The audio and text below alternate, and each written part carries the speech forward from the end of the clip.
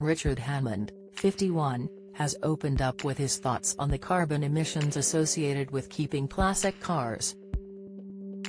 The star was chatting to Express.co.uk and other media when he made the comments as the latest episode of the Grand Tour returns. Speaking ahead of the new outing, the presenter was quizzed about how some people change their cars because they don't like their color. Richard shared his thoughts on this, as well as car carbon footprints.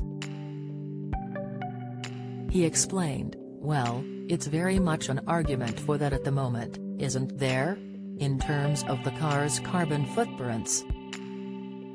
I'm a big fan of classic cars and am in the classic car business.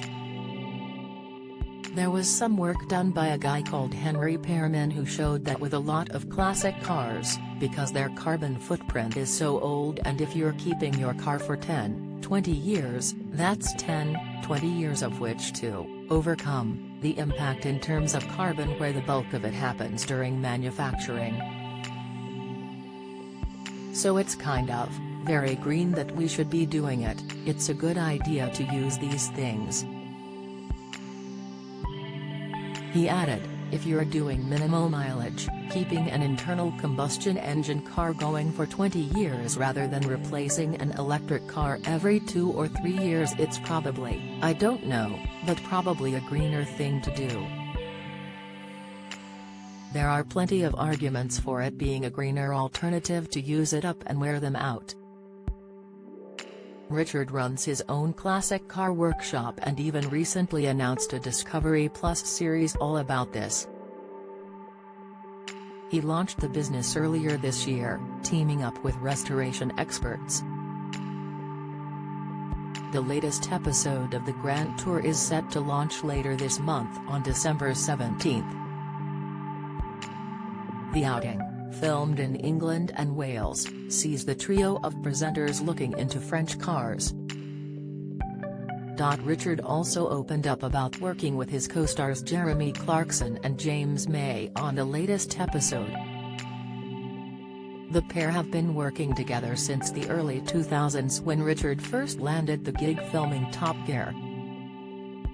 Speaking about their dynamic, he said, "There's always a moment, a first moment on any of these trips, when the cameras are set up, directors call to action, and it's like we're stepping back into a world that's been there all the time.